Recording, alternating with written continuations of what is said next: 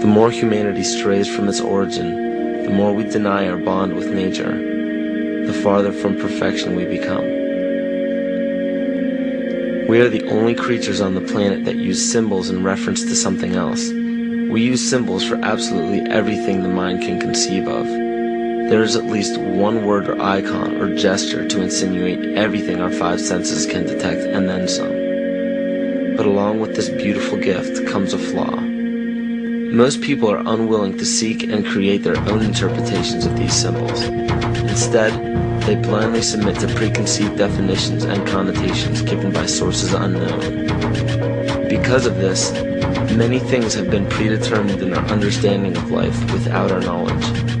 Words can be perverted and used to manipulate rather than to inform. Symbols can be used to segregate rather than unite.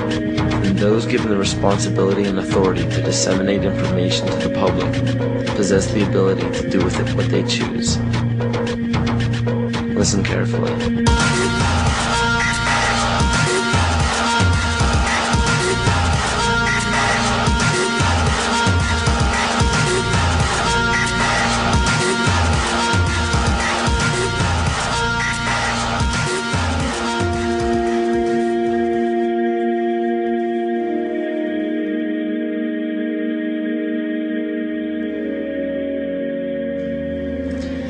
Every 26,000 years, our solar system passes through the 12 zodiac signs. Ancient civilizations such as the Hopi, Egyptians, Cherokee, Apache, and the Mayans were aware of this great cycle and developed calendars according to it. This cycle stems from many different occurrences in nature, such as the sun's orbit around Alcyone, the central star of Pleiades, as well as the 260-day cycle of human gestation. This cycle is broken down into 5 subcycles of 5,125 years each, which were thought to have their own age. The Aztec calendar or Mesoamerican sunstone depicted each cycle being destroyed by one of the 5 elements.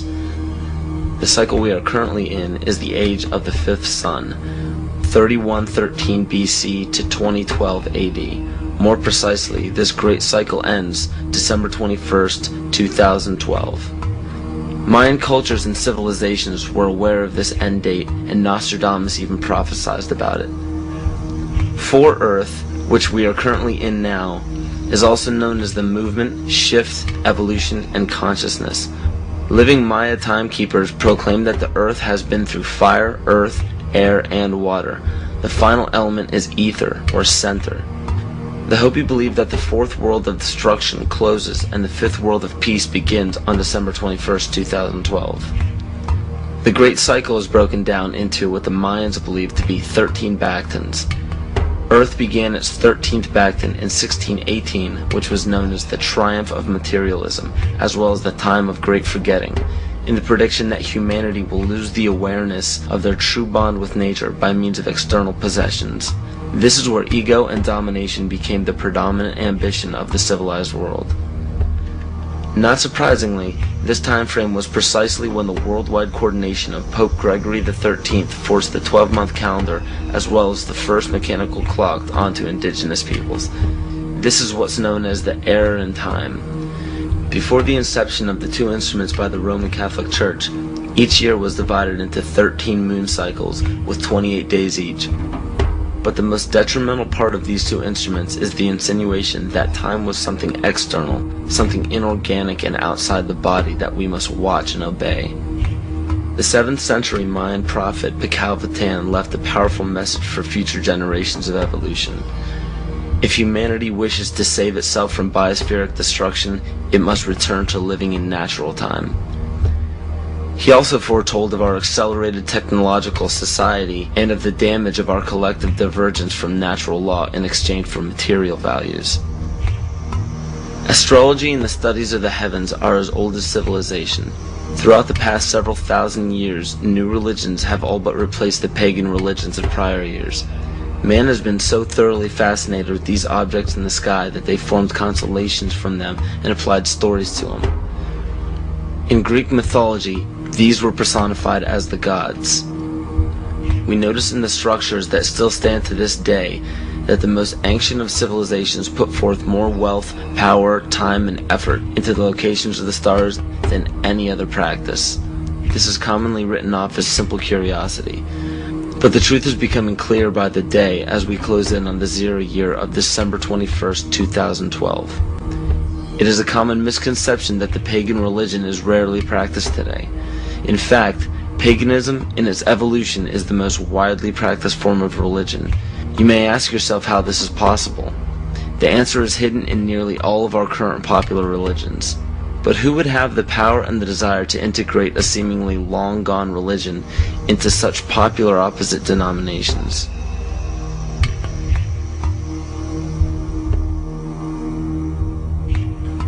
Dr. Adam Weishaupt was born on February 6, 1748 in Ingolstadt in a city in Bayern, or Bavaria, Germany. This interesting character was the son of a rabbi and converted to Catholicism after his father's death. After studying French philosophers such as Voltaire, he supposedly learned the teachings of Satanism in the French royal court. World-famous central banker Mayer Amschel Rothschild of the Rothschild dynasty chose Weishaupt to create the Coven of Golden Dawn, which to this day is Rothschild's private coven. Amschel Rothschild, for those who are unaware, instigated the American Revolution, America's supposed liberation from Britain. Rothschild instructed Weishaupt to create the Ancient Illuminated Seers of Bavaria. This is better known as the Order of the Illuminati. The name in Luciferian teachings means the bearer of the light, the illuminated, or the enlightened one. The Areopagite, or tribunal, was the inner circle of the Supreme Order, and were the only ones privy to secret meetings. In Nesta Webster's book, The World Revolution, she states, "The art of Illuminism lay in enlisting dupes as well as adepts, and by encouraging dreams of honest visionaries or the schemes of fanatics, by flattering the vanity of ambitious egotists, by working on unbalanced brains, or by playing such passions as greed and power to make men of totally divergent aims serve the secret purpose of the sect. People with money were welcomed but kept oblivious to actual secrets. The purpose is to win power and riches, to undermine secular or religious government, and obtain the masters of the world." The goal of the order was and still is to one day deliver the human race from all religion. Progression through the political and religious hierarchy was obtained by blackmail in the form of bribing people in power with sex from local prostitutes. In the 16th and 17th century, high-ranking officials in political or religious organizations were liable to be sentenced to death for such acts. In 1780, Baron Franz Friedrich Knigge was recruited. He was the most instrumental person in the marriage of the Masons and the Illuminati. This allowed the Illuminati to expand rapidly with the use of Masonic lodges. On August 29, 1781, Congress of Wilhelmsbad declared the alliance official. Those in attendance were put under oath, never to reveal what took place in that meeting. Comte de Virieu, a Mason from Martinez de Lodge at Lyons, was questioned about the meeting upon his arrival home. He stated, "I can only tell you that all this is much more serious than you think. The conspiracy which is being woven is so well thought out that it will be, so to speak, impossible for the monarchy and the church to escape it." He later denounced the Illuminati. Sir John Dee. John Dee was a servant to Queen Elizabeth Tudor of the Tudor dynasty.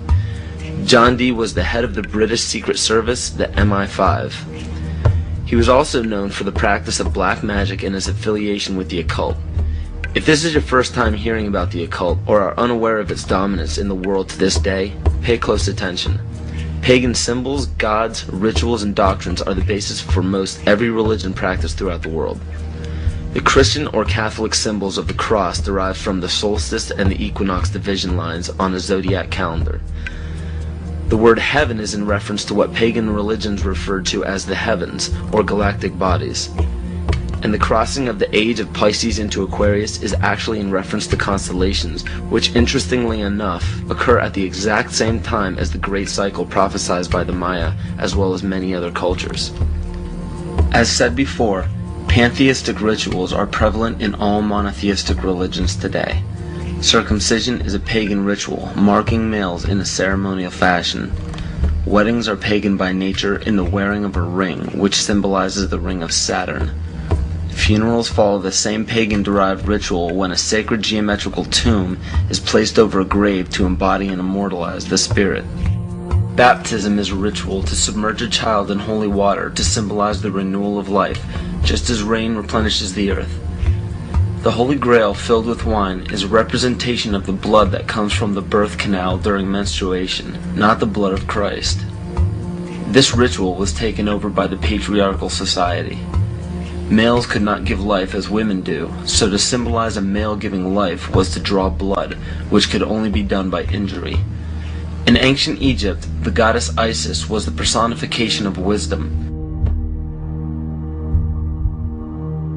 Pharaoh Akhenaten changed the worship to himself as he proclaimed himself Amun-Re, the sun god. The word Amen at the end of a prayer spawned from the praise given to Amun-Re. From there, the Hebrews left Egypt and traveled north into the Middle East, where they encountered the Canaanites, who worshipped the god of Saturn, El. The merging of these three gods became the name of the land today, which is known as Isis, Re, El, or Israel. 98% of Judaism is based around the worship of Saturn. And the sacred day of worship is Saturday. The worship practice on Sunday is originated from the Egyptians who worshipped the sun god. Most people simply pass these things off and never question their origins, but this just scratches the surface of the pagan influence over the present day. It is not just found in religions, it is found right here in our own backyard.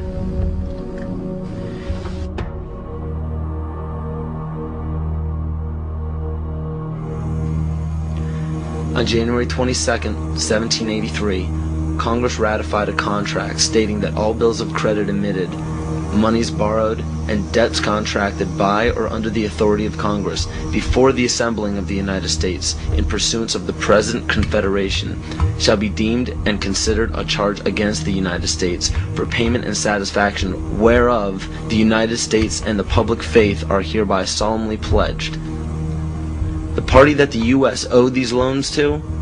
King George. I hope this paints a picture for you of how Great Britain funded both sides of the Revolution. To this day, Great Britain collects taxes from the United States via the IRS. The IRS isn't even an agency of the United States government. If you don't believe me, look up IRS publication 6209. The FCC, CIA, FBI, and NASA were never part of the United States government. The U.S. government only holds shares of the stock in various agencies. Social Security numbers are also issued by the UN through the IMF. The Civil War, which lasted from 1861 to 1865, was also instigated by Amschel Rothschild to divide the United States and force it into debt with a central bank. The goal was to put the country of the U.S. back into the hands of Britain through huge loans taken out for munitions. To do this, it was crucial to put a controversial issue in limbo such as slavery. Knowing full well that the Declaration of Independence would create an uproar among southern states that depended heavily upon slave labor, it was signed in Philadelphia, Pennsylvania by 35 people, 33 of whom were Freemasons. John Brown was a Mason and a Rosicrucian who was brought to power by William Lloyd Garrison and Senator Charles Sumner, both descendants of the Illuminati bloodline. With the help of the New York Times, John Brown was built up to be a hero in the anti-slavery movement. Ulysses S. Grant, former president, was born Hiram S. Grant. This name was given to him by his father, Master Mason Jesse Root Grant. Jesse Root Grant worked for John Brown's father and then went on to work for E.A. Collins, one of the 13 Illuminati bloodlines.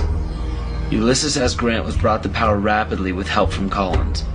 From April 1861 to May 1864, Grant went from the rank of private to commander-in-chief of the entire Union Army. Once Grant was appointed president, his cabinet consisted of 8 Freemasons, including Alphonso Taft, which was William Taft's father, who was also an ancestor of Bill Clinton. Jonas Mills Bundy was one of the 13 Illuminati bloodlines, who was also the presidential advisor to Grant as well as the next 2 presidents. And cabinet member Columbus Delano was Franklin Delano Roosevelt's grandfather.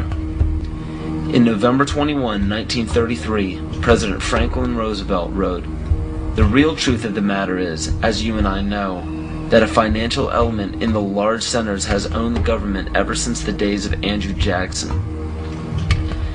Abraham Lincoln's father was A.A. Springs, who was part of the Rothschild dynasty. Lincoln's half-brother worked for Louis Pasteur in the Merovingian dynasty, which was the 13th Illuminati bloodline. Pasteur also owned Jekyll Island, which was where the Federal Reserve Bank was created. In the mid-1800s, Abraham Lincoln and the Whigs were trying desperately to keep Andrew Jackson from establishing a gold standard called the independent treasury system. Lincoln and his party fought to set up a central bank, making such public speeches as, "Under a gold and silver standard, all will suffer more or less, and very many will lose everything that renders life desirable." This statement resounds elements of scare tactics in this speech and other speeches on the matter given by Abraham Lincoln. They give no real evidence or explanation. In the early 1900s, after a failed attempt for Woodrow Wilson to set up what was called the League of Nations following World War I, Wilson and his advisor, Colonel House, set up the Institute of International Affairs. This institute had two branches, one set up in England called the Royal Institute of International Affairs, and the Council on Foreign Relations was incorporated as the American branch in New York on July 29, 1921. Founding members include Colonel House, J.P. Morgan, John D. Rockefeller, and a few others. A national income tax was declared unconstitutional in 1895 by the Supreme Court, but a constitutional amendment was proposed in Congress by Senator Nelson Aldrich.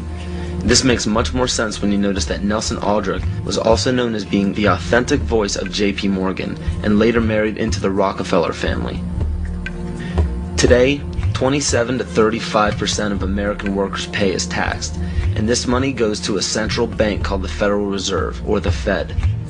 For those of you who are unaware of the Federal Reserve Bank and what it is capable of, it is a non-government-owned bank that provides the U.S. with all of its currency.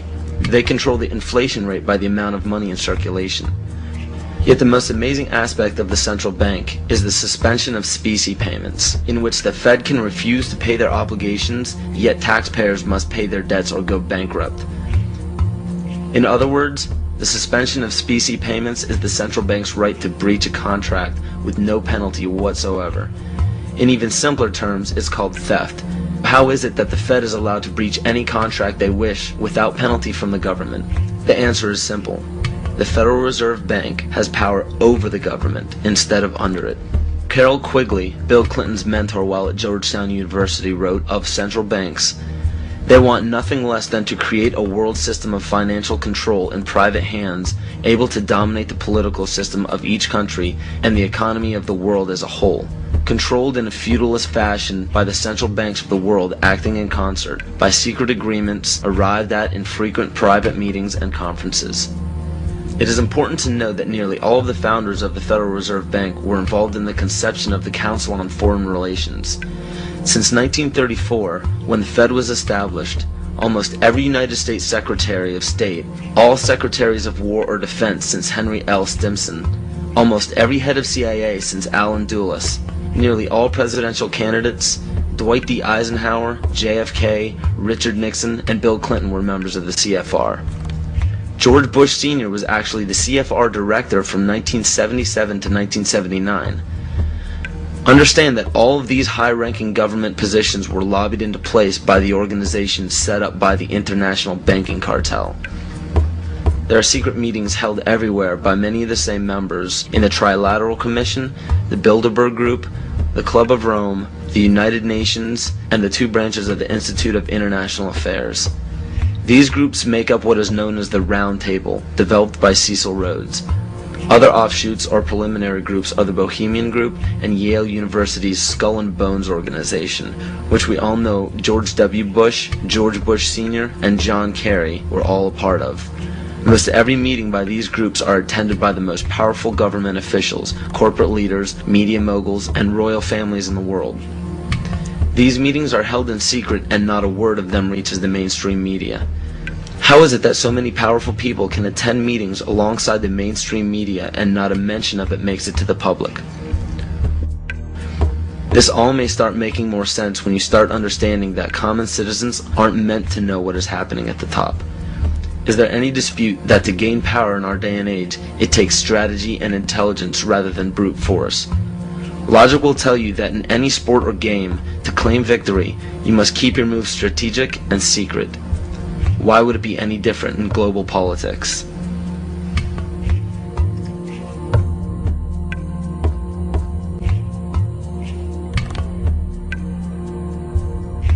If I bring up chess master up here and ask him, what are the principles, Wojciech, and become a master of the game of chess, he'll say these four things. He'll say that you need a sense of patience.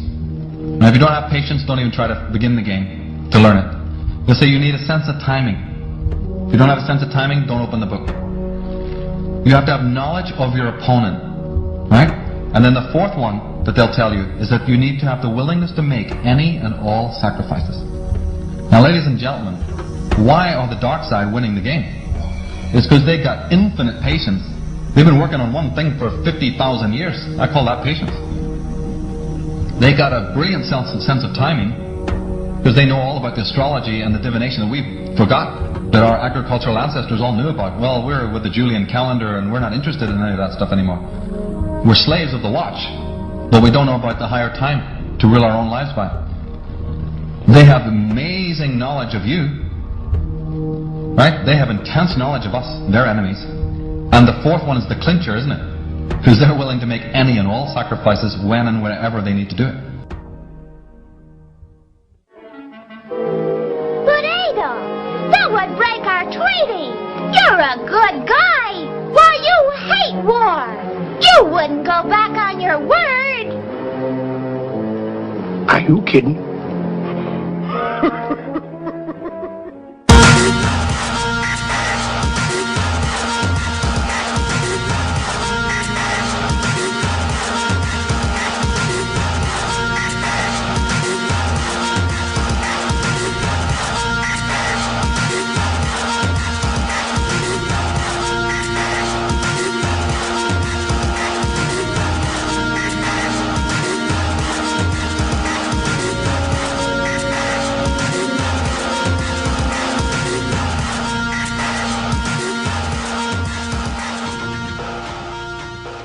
George W. Bush is a direct descendant of Godfrey de Bouillon. The Bouillons were servants of Pope Gregory VII and led the European noblemen into the crusade in order to recapture Jerusalem from the Islamic faith. He became the first king of Jerusalem and Duke of Lower Lorraine, which was known as a major region for the bloodline linked to the Illuminati. Bush is closely related to every European monarch. He is the 13th cousin of Queen Elizabeth and Prince Charles. He also has kinship with every member of the British royal family, the House of Windsor. The House of Windsor is known for abandoning their German names after World War I due to criticism of the people. A lesser-known fact about the House of Windsor, however, is the heavy funding contribution to bring Adolf Hitler to power in the rise of World War II.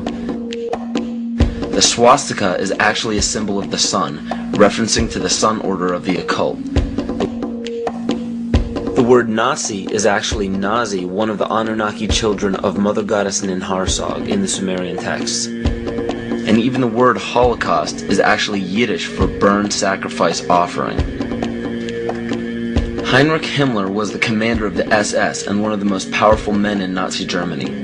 Himmler was a seventh-ray occultist and was very influenced by the book Astara by George Luns, who was an Austrian mystic.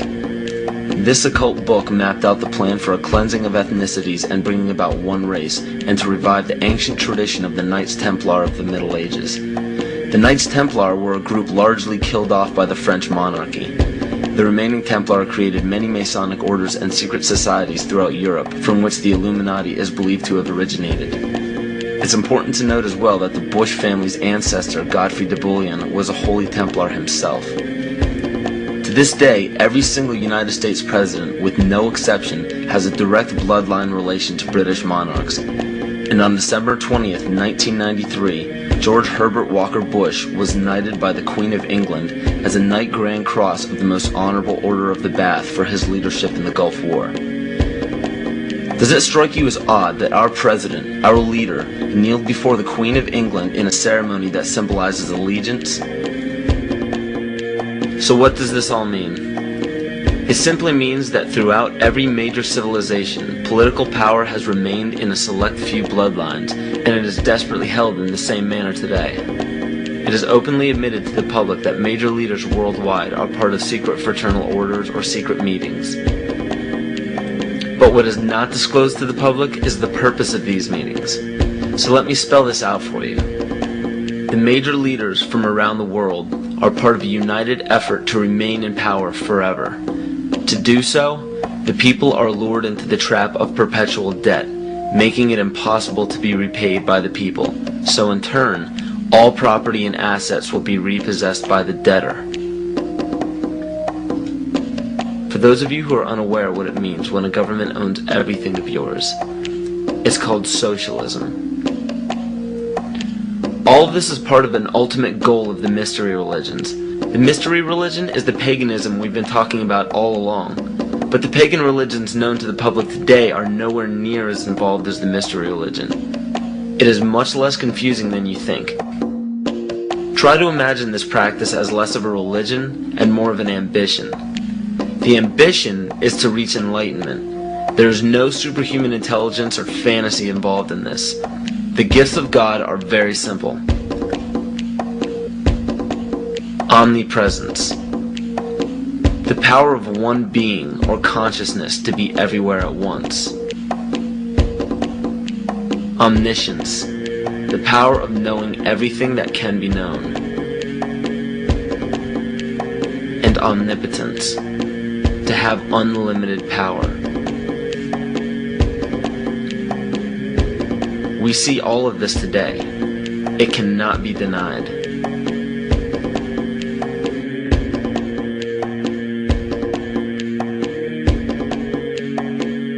If you still don't believe that the mystery religion is present today, just look around you. There are literally thousands of statues and emblems of ancient religions on every political establishment. Even on military uniforms, these symbols are found everywhere, but not only in our country. The same emblems are found on every nation's military uniform. And why would this be? Because a life taken at a chosen time, place, and a specific manner, it becomes a sacrifice. And to further illustrate this point, on March 20th, 2003, President Bush launched a bombing of Baghdad at 5:50 Baghdad time. This lasted into March 21st. It was called shock and awe by the mainstream media, but according to the mystery religion, this date is known as the Eve of Ostara, more commonly known as the spring or vernal equinox. Occultists worship the goddess of the earth, Gaia, on this day. The Druids knew this date as the spring fertility rite, the day of feast. The war was promptly ended on May 1st, 2003. This date is known in the Druidic calendar as Beltane, or Walpurgis Night. It was named after Saint Walpurga, who was the pagan goddess of fertility. From March 20th to May 1st, the pagan ritual is to give blood to the earth and renew life to the goddess of fertility. What better time frame to declare a bloody war on the days of a ritual sacrifice and end it exactly when the pagan ritual ends? The parallels are uncanny. These are all facts written in many different sources around the world and are available to anyone to discover. Connecting the dots is up to you, but make your own decisions instead of settling for conclusions that others have put in place before you.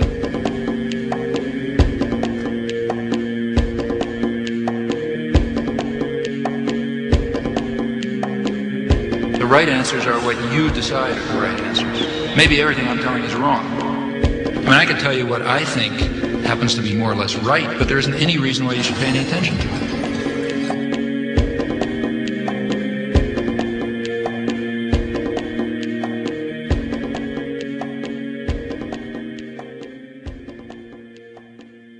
Now you know why they're out to destroy you. Today there is so much confusion about what Christianity is, because everything I thought that was Christianity, I found out wasn't. If this continues, there will be an overthrow of all things. Yea, this change and overthrow is deliberately planned. There is nothing going on today in the United States of America by accident. Nothing. There is nothing going on in the Catholic Church today that's happening by accident. They were acting on an ancient hope that is meant to be fulfilled. If you understand esoteric writing, what you do is you try to confuse so the common people like you will not understand what's said. So you take an idea and you put it at the beginning and the end of the sentence, and then you intersperse all sorts of things in the middle to confuse common people like you. And it all goes back to these ancient times and tapping into the mystery religions. The occult is in total working control of America today, and that is why we're at war in the Middle East. What is it all about? It is part of the continuing world revolution. It is part of the move to bring about World War III and ultimately then the one world order and the new world religion. This information is backed up by scholars, teachers, philosophers, doctors, and professionals in every respective field, all around the world. The reasons why the majority of people don't know about this is because over 80% of the population gets their world news strictly from the mainstream media. And if you trace every major media station's chain of command to the top, you will find the same people who own the corporations that lobby every high-ranking political official into place.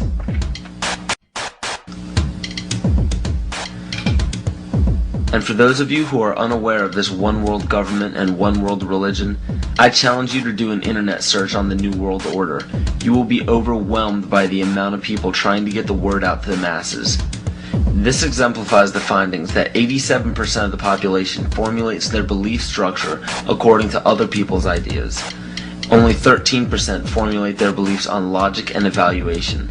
And sadly, the two greatest factors that lead to the ignorance of the public are as follows.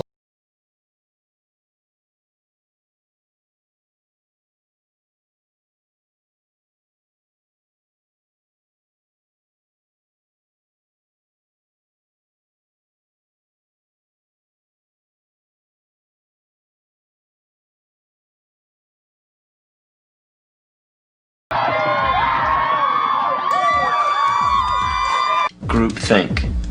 We're on our way to a one-world government. Unless we, the people, say no, this will not be tolerated. It is a term to describe a group unwilling to look beyond the overall consensus of the herd. Many times it is out of a lack of drive or ambition to ask original questions to arrive at genuine answers. But more importantly and dangerously, it is also an occurrence that spawns from the fear of looking foolish in front of peers.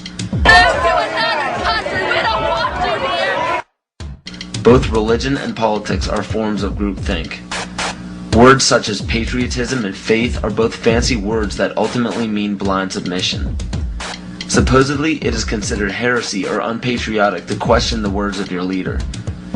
So the fear of upsetting the superior higher power has forced the herd to practice groupthink regardless of what it leads to.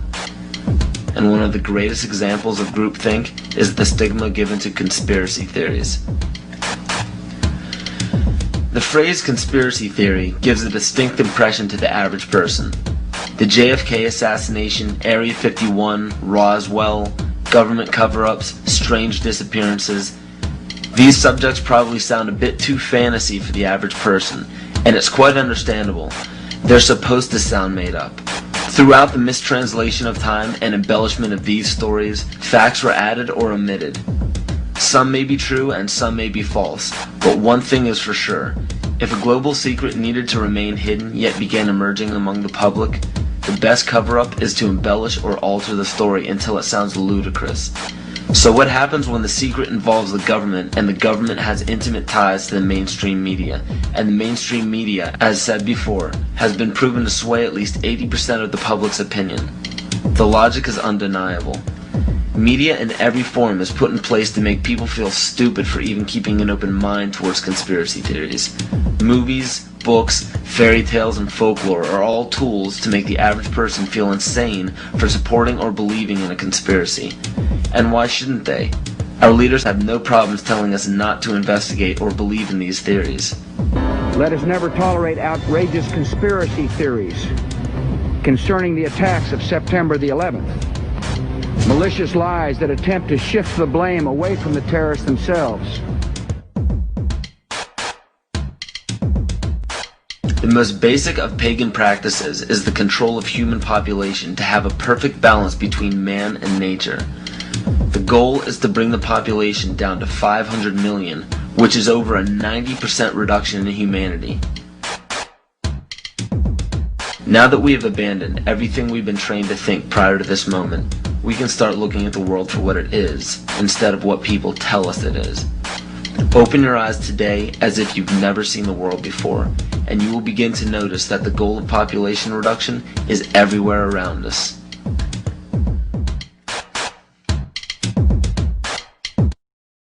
Let me assure you that absolutely nothing that I'm going to tell you is exaggerated, is interpolated, or is imagined. Everything I'm going to tell you is documented.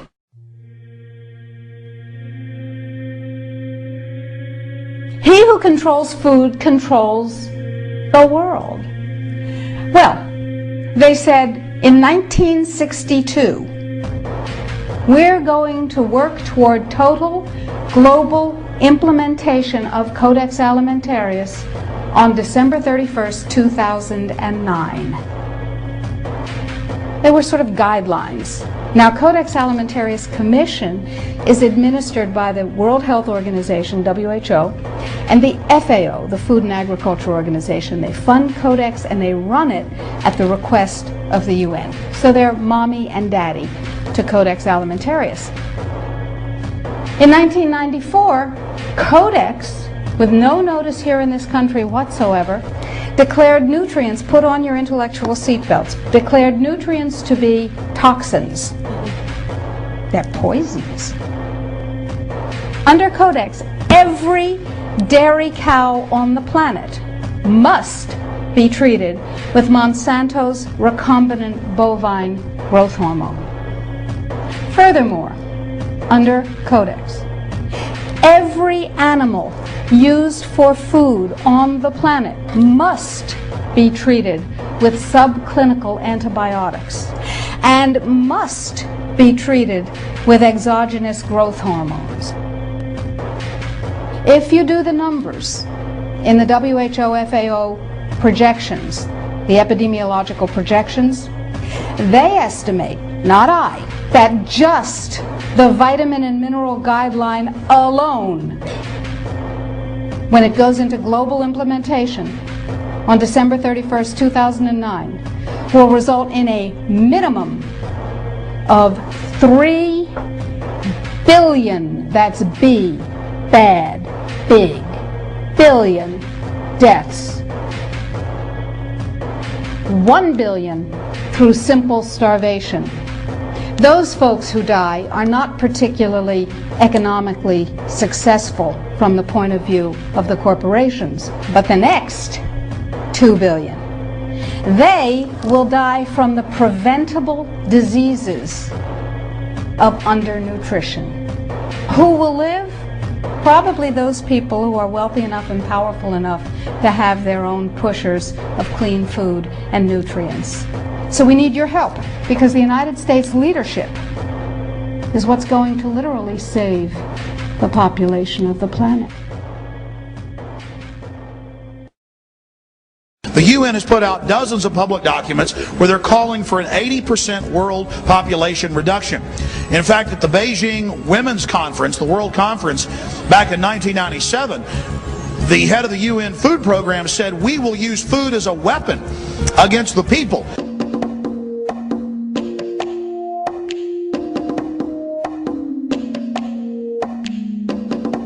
66% of the United States residents' public water is fluoridated. It is known to have tremendous effects on bone cancer, joint problems, bone weakness, lowered estrogen and testosterone levels, and dental fluorosis, which is yellowing of the teeth and pitting in the enamel. Wouldn't it make more sense to enhance public water with vitamins which are meant to be ingested to promote overall health, rather than putting such a toxic chemical in our water with a bogus explanation that it will improve our dental health? We now know that fluoride causes more dental problems than it solves. Something doesn't seem right about this.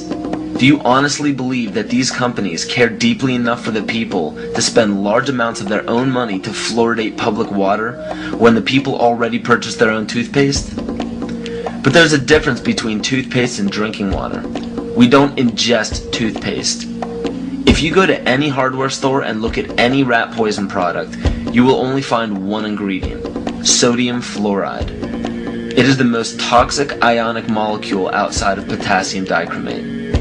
Now Dannon, along with other companies, have begun fluoridating bottled water. It is becoming increasingly difficult to get away from. And the fact that fluoride is also used in many prescription antidepressants shows that it eliminates aggression and motivation in people.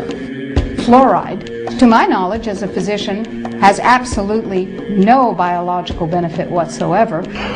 But one of the significant things is that the Russians carried out all sorts of experiments on the people living in the Gulag. One of them, of course, was to fluoridate the water. Why? To fluoridate the water, why people are not as aggressive as they ordinarily would be. In fact, what is the active ingredient in Prozac that is so widely distributed in America today? Well, it's a fluoride compound. And now, we are finding that public water nationwide is showing up with arsenic, lead, cadmium, and thermonium, which is a radioactive form of lead. Cancer, lowered sex drive, birth defects, sedation, and brain defects. Does this not sound like a wonder drug for anyone aiming to control a population? It's quite astonishing, Paul, the degree to which environmentalists have not been educated about fluoride.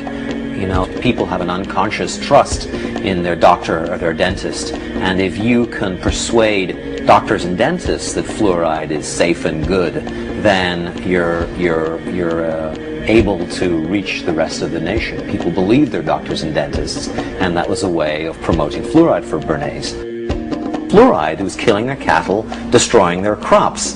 Fluoride given to rats had produced bone cancer and liver cancer, and that those results had been doctored to make it look as though fluoride hadn't caused as much cancer. The pattern that we saw, it typically is what we see with other neurotoxic agents that are well known to cause a hypoactivity or a memory problem or an IQ problem. When I first presented the results of these studies, one of the individuals sitting and listening to the results, he says, "Do you have any idea what you're saying?" And he says, "You're telling us that we're reducing the IQ of children."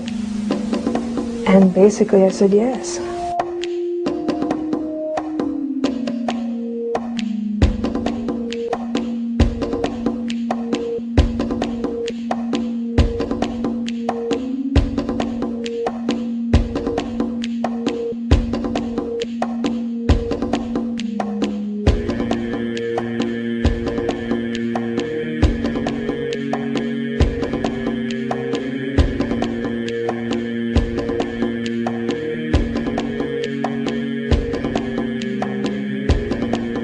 Aspartame, the artificial sweetener found in almost every low-sugar or sugar-free product on the market. First of all, aspartame is made up of three things: methanol, which of course is what produces blindness, aspartic acid, and phenylalanine. These are all poisons. Aspartic acid, of course, produces brain lesions. This was known back in the early 1970s. Methanol produces blindness. Phenylalanine is what you see certain in the brain, and in high doses it produces trauma. We're not making this all up. The FDA did publish back in, I think it was in the 80s, they did publish the 92 potential side effects of aspartame. And they do, these side effects are quite, are extremely serious. Things like dizziness, problems with balance, abdominal pain and cramps, changes in vision, seizures and convulsions, etc., etc. So the nervous system seems to be one of the areas that's most affected. So we see people have difficulty thinking. They feel like they're walking around in a cloud or a fog.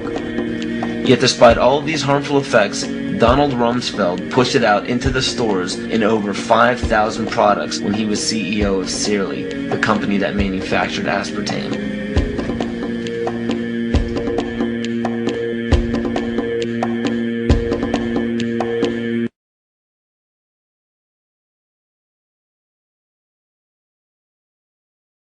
The sustainable goal is the elimination of the middle class. The world cannot support 6 billion people. But you see, the plan behind sustainable development includes population control. It's a program for land use control, education control, and population control. The leaders of the sustainable movement say that the world's human population should not exceed 500 million people. That's a 93% reduction of today's population levels. In 1992, while the Rio conference was going on, George Bush, then president, was there. He was just offshore in Prince Charles's yacht, where he executed the Agenda 21 protocols on behalf of the United States and brought it back to Washington, D.C. Within a year, Bill Clinton, by executive order, established the President's Council for Sustainable Development. In 1996, Bill Clinton set up the President's Council on Sustainable Development. One of the dictates of Agenda 21 is that every country in the world is to set up a national council to oversee the implementation of Agenda 21. I've listened to Gorbachev explain, we are writing a new set of 10 or 15 commandments to replace the original 10. Which one of the 10 do you think these guys don't like? Thou shalt not lie, thou shalt not steal, thou shalt not covet. Because I'll tell you what, these people have lied to us. They're in the process of stealing all of this nation's natural resources, and they covet everything you have left.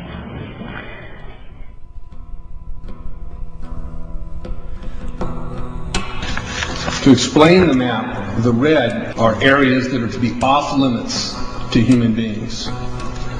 If you live there, you won't. The yellow areas are the areas for major control of all human activity. If you live there, you won't.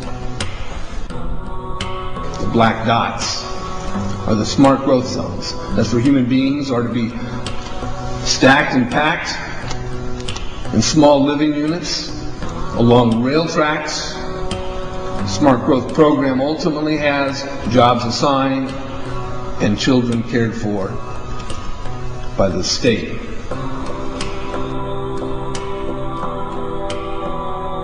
And in conjunction with Codex Alimentarius, food will be limited and water consumption will be decreased to 10 gallons per day per person. That is over a 90% reduction in people's average daily water consumption. And along with shortages of food and water, the food we will be provided with will be genetically manipulated and nutrient deficient. Genetic manipulation of food causes complications in metabolizing and utilizing food for energy.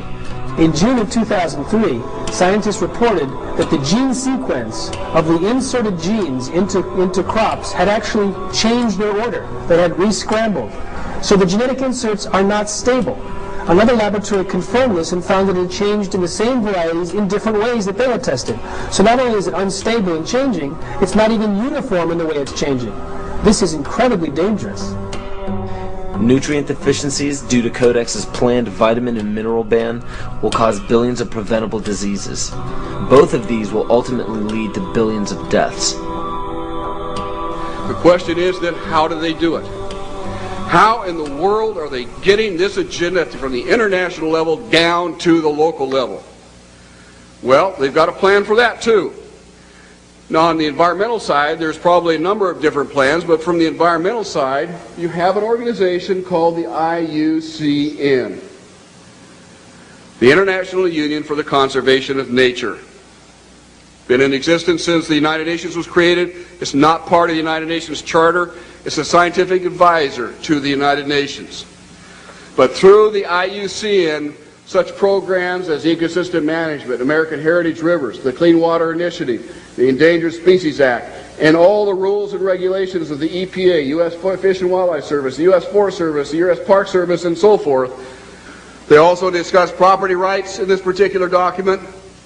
They say that property rights are not absolute, they're not unchanging, they're not inalienable like our Constitution and the Declaration of Independence, so they states.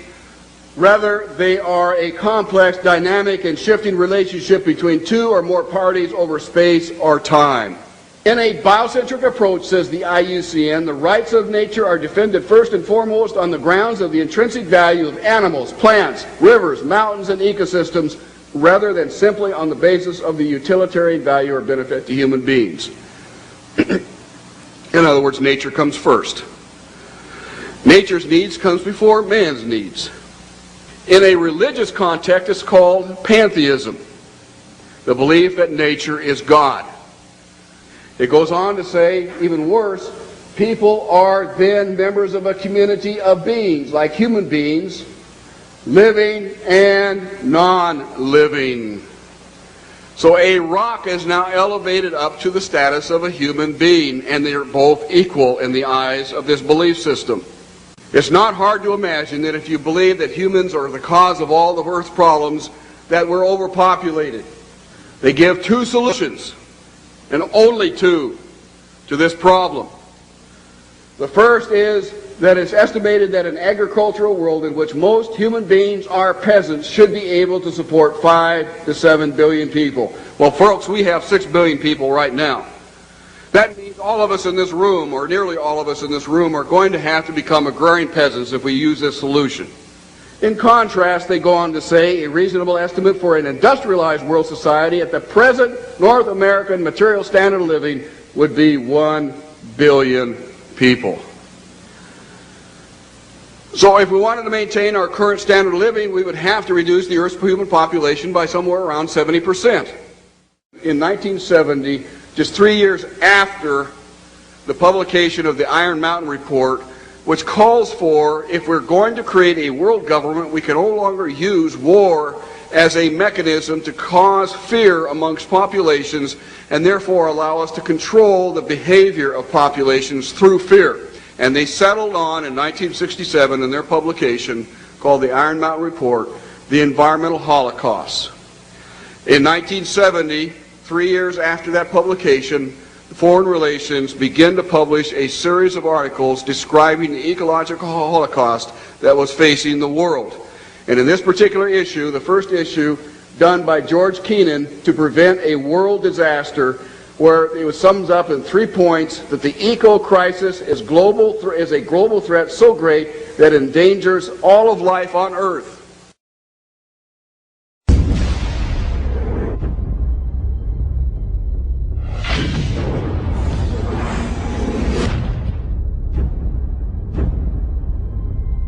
If you look at the 10 hottest years ever measured, they've all occurred in the last 14 years. And the hottest of all was 2005. We are causing global warming. This is really not a political issue so much as a moral issue. The temperature increases are taking place all over the world, and that's causing stronger storms.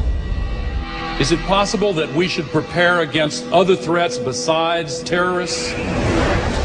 The Arctic is experiencing faster melting. If this were to go, sea level worldwide would go up 20 feet. This is what would happen in Florida. Around Shanghai, home to 40 million people. The area around Calcutta, 60 million.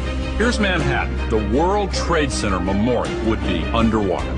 Think of the impact of a couple 100,000 refugees, and then imagine 100 million. Those who deny global warming are just flat out wrong. Ellen Goodman from the Boston Globe wrote, "Let's just say that global warming deniers are now on par with Holocaust deniers." Scientists silenced for questioning the threat of global warming. I know that I've had several friends who have essentially been told that if you speak out on climate change, you must do so as an independent citizen. If you do so through our organization or through our institution, you will essentially be fired. Once you realize how many holes there are in the consensus solution, you may begin to open up your mind to the other side of the global warming debate as a whole. The only consensus I'm aware of is that it's warmed in the last century. They completely ignore the fact that there's this thing called the Oregon Petition that was signed by 19,000 professionals and scientists who don't agree with the idea that we are causing climate change. can't tell you how many calls I've received from parents saying their kids are now being shown an inconvenient truth completely unchallenged, not just in science class, but in art and math classes. I have to speak out and say that the science we have is still incomplete, and the science we're being told by the IPCC is really incorrect science. Global warming paradoxically causes not only more flooding, but also more drought. Big hurricanes, tornadoes, fearsome diseases, polio, tuberculosis, West Nile virus, avian flu, SARS, polar bears that have actually drowned, mosquitoes, caterpillars, communism, it's slavery, global warming. Global warming, global warming. Aurelia Pecci, who actually created the Club of Rome and is the inner circle of the global elitists in 1991, stated that while searching for a new enemy to unite us, we came up with the idea that pollution, the threat of global warming, and the like would fit the bill. All of these dangers are caused by human intervention. The real enemy then is humanity itself. To put this to you bluntly, global warming is a complete fallacy. Al Gore received the Grammy and the Nobel Peace Prize for a film that is filled with holes and mistruths. Ice cores taken 2,000 meters below the surface have enabled us to look at the last 160,000 years. We believe that in Greenland, the medieval warm period was about 1.5 degrees warmer on average than today. And they also show consistently warmer temperatures thousands of years ago before man-made greenhouse gases existed. Approach our time, we can see that in the period between 4,000 years ago and back to the period 2,000 years ago, which is actually the Roman age, the temperatures have been decreasing in Greenland by 2.5 degrees. Al Gore is made out to be a revolutionary figure attempting to save the planet, which is quite true. He just doesn't mention the fact that saving the Earth doesn't involve you. According to his agenda, it will result in massive land repossession and extreme limitations on food and water and fossil fuels for the public. And please note that Al Gore is a sustainable developer. The global warming lie is very popular today because it receives major media coverage and has an attractively titled goal of saving the planet. But how does this tie in with Agenda 21? The result of the 1992 Earth Summit Conference in Rio de Janeiro was the Kyoto Treaty. The Kyoto Treaty states that every country must drastically reduce the use of fossil fuels by mandate of the United Nations. Concentrations of greenhouse gases in the atmosphere are at their highest levels in more than 200,000 years. If the trend does not change, scientists expect the seas to rise 2 feet or more over the next century. Island chains such as the Maldives will disappear from the map unless we reverse the predictions. Thank you very much. And as of June 2007, 172 nations and other government entities have ratified the treaty. And if you were wondering how this ties into putting the Earth's priority above human survival in accordance with pagan beliefs, every country's deadline for the implementation of Agenda 21 and the Kyoto Treaty is in 2012.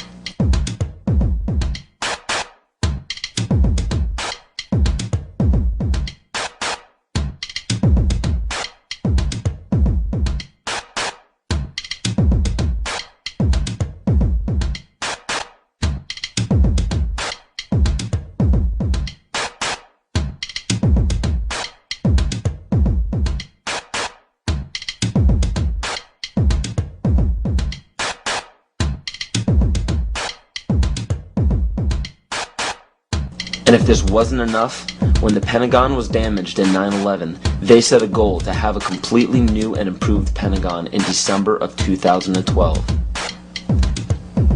So Codex Alimentarius goes into effect at the end of 2009, which gives it 3 years for the Codex regulations on food to create billions of preventable diseases and deaths. When citizens of every nation are dying of starvation and diseases and fear for their lives because of global warming and major catastrophes, they will do what the public has been proven to do in times of great peril. They will beg for their government to step in and do something. How are they going to get you to join the new economy? They're going to say, we have a solution. You see, one of the tricks of the Illuminati is they create a problem and then they provide the solution when you beg them to. And pray tell, what will the United Nations suggest when there's a global problem? They will demand a global government, a new world order, exactly as the Maya, Hopi, Kali Yuga, and many other pagan civilizations prophesied. By 2012, the Kyoto Treaty, Agenda 21, Codex Alimentarius, and the new Pentagon will be fully operational to enforce a new world order. And the new world religion is obvious. We will all worship the earth, Gaia, the mother goddess we saved from extinction from global warming. We will be told that to keep from repeating the mistakes that we made in the past, we must hold the earth in higher regard than humans, just as pagan traditions require. This is too obvious to ignore. It is right in front of our faces, and yet we still refuse to see it. I guarantee you that by 2012 there will be a World War III, but it will not be between nations. It will be us and them. They know this. Why do you think the UN is consistently trying to disarm the public and the nations? They don't want us to be capable of fighting back. The proof of this is in the film released by the UN called Armed to the Teeth, where it demonizes gun ownership. It is also shown in the freedom from war policy put in place by JFK in 1961. President John Kennedy went to the United Nations, September 1961, and he presented the United States program for general and complete disarmament in a peaceful world during a speech, and he said, "This is the official program of the United States of America. It's a disarmament program. It calls for the United States to turn over its military to the United Nations." Now, let that sit for a second. It calls for the United States to turn over its military to the United Nations. The program ends by saying progressive controlled disarmament would proceed to a point where no state would have the military power to challenge the progressively strengthened UN peace force. The UN would have all military power. This policy outlines some pretty scary scenarios when you understand what it reads. It calls for the disbanding of all national armed forces and the prohibition of their reestablishment in any form whatsoever other than those required to preserve internal order and for contributions to a United Nations peace force. This clearly shows that the UN is calling for all military power to be under their control. Inspection and verification must establish both that nations carry out scheduled limitation or reductions and that they do not retain armed forces and armaments in excess of those permitted at any stage of the disarmament process. Strategic delivery vehicles will be reduced. Arms and armed forces will be reduced. And all the while, UN peacekeeping powers would be strengthened. A UN Peace Observation Group would be available to investigate any situation which might constitute a threat to or a breach of the peace. Establishing of a permanent international peace force within the United Nations, and depending on the findings of an experts commission, a halt in the production of chemical, bacteriological, and radiological weapons, and a reduction of the existing stocks or their conversion to peaceful uses. Peaceful uses of biological, chemical, and radiological weapons? Do you see how they are perverting the word peace and making this policy sound unilaterally good? There is no other way to read this publication. It clearly states that all nations will hand over their military forces to a global United Nations military.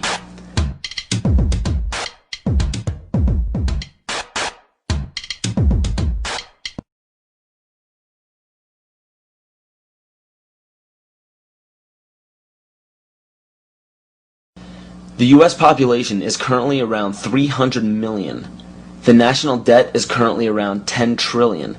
So the current debt, when divvied among the American people, comes out to approximately $33,000 and has been growing at a national rate of $1.46 billion a day since 2006. Now with electronic banking, wire transfers, and credit cards, people have less physical custody of their money.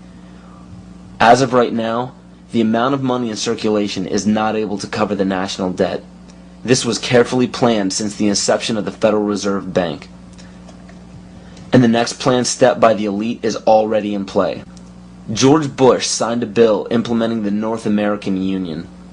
President Bush signed a formal agreement that will end the United States as we know it. and he took the step without approval from either the U.S. Congress or the people of the United States. I think one thing people who are dollar-based need to focus on is the Amero. That's the one thing that nobody's talking about, but I think is going to have a big impact on everybody's life in Canada, the U.S., and Mexico. The Amero is the proposed new currency for the North American community, which is being developed right now between Canada, the U.S., and Mexico to make a borderless community, much like the EU, and the dollar, Canadian dollar, U.S. dollar, and the Mexican peso replaced by the Amero. You see, the domination of government by business is called fascism. And I'm kind of wondering how many people know what NAFTA is, the North American Free Trade Agreement. Because under Chapter 11 of the NAFTA agreement, NAFTA tribunals trump all U.S. law if it conflicts with either A, World Bank's International Center for the Settlement of Investment Disputes, or B, UN Commission for International Trade Law. Now, that sounds scary enough, but when you understand what that reads, it also gives the power to violate the First and Second Amendment, which is saying, bye-bye to the Constitution. This will weaken national sovereignty and bankrupt the dollar we use now. After this happens, the Fed will call in all debts. When the debts cannot be repaid by the people, assets will be seized. And by this, I mean absolutely everything you own, including your property, your home, your vehicle, your furniture, and the clothes on your back. This plan is already in progress. And when it takes place, you will literally be owned by the Federal Reserve Bank. This is how Agenda 21 will be implemented. The seized land will be given back to nature, and the people will be placed in smart growth megacities.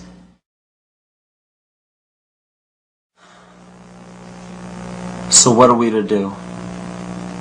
There is an overabundance of information out there for anyone to see pertaining to why this situation seems so hopeless and out of our control.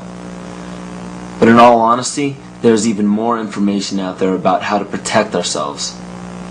The only problem we face is that most people don't know how to apply this information to their own lives, and rarely anybody takes the time to spell it out for us. There are many great teachers out there. Teachers who have dedicated their lives to protecting the people who need protecting the most. The teacher has the most difficult role in our society because nobody likes attaining true knowledge. True knowledge encompasses all aspects of existence, good and bad. Most others do not. Hearing true knowledge upsets people because it implies that we were wrong at one point in our lives. And another character flaw is our desire to apply absolute truths to unstable foundations in our life. When we do so, we build a structure that we hope will define us best when we're reaching the end of our life on earth.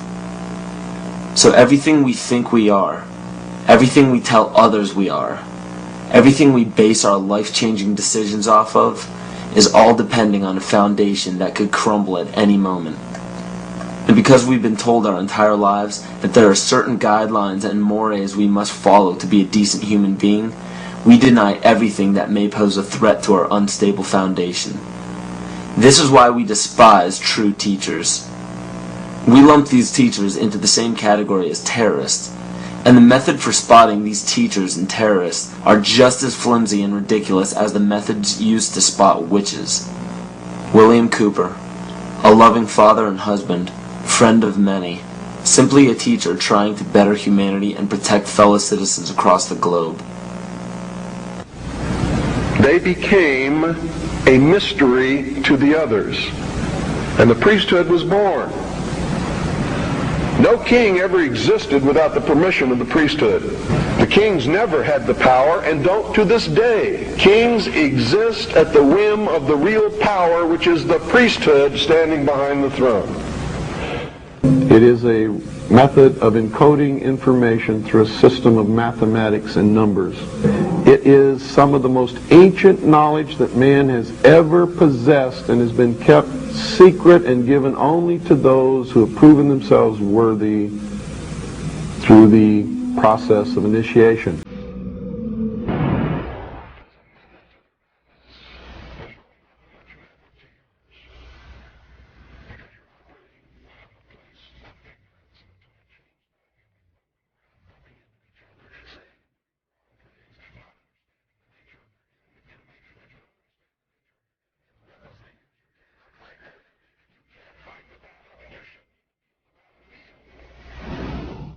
Supposedly, a CNN reporter found Osama bin Laden, took a television camera crew with him, went into Osama bin Laden's hideout, interviewed him and his top leadership, and he came out and told everybody, within 3 weeks, Osama bin Laden is going to attack the United States and Israel. Now, don't you think that's kind of strange, folks? You see, because the largest intelligence apparatus in the world, with the biggest budget in the history of the world, has been looking for Osama bin Laden for years and years and years, and can't find him. Some doofus jerk-off reporter with a camera crew waltzes right into his hideout and interviews him. And I'm telling you, be prepared for a major attack. But it won't be Osama bin Laden. It will be those behind the New World Order. I wonder what Osama bin Laden's targets are supposed to be. And if they don't, if this doesn't materialize in the next 2 or 3 weeks, it will eventually materialize because they haven't succeeded in getting the guns out of the hands of the American people, nor have they succeeded in taking our freedoms away. And so I can tell you with a certainty, they must do something terrible in order to stop this backlash and regain the sympathy of the mass herds of sheeple out there. This is how it feels to be alive. This is how it... What is our common bond truly? Freedom. Freedom! Without freedom, you can't be a Christian no matter what denomination you belong to. You can't be a Buddhist. You can't own a donut shop. You can't drive from here to Oregon. You can't be an American because that's what it's all about, and it's the only thing that it's all about. Nothing else. Nothing else. Really understand sometimes what a terrible burden it is to know some of the things that I know, and try to wake people up and impart this knowledge to them, and find out that they just have walls built in front of them. They want to be slaves. That's why my broadcast scares the hell out of socialists. You see, what happens when you broadcast the truth is you piss everybody off.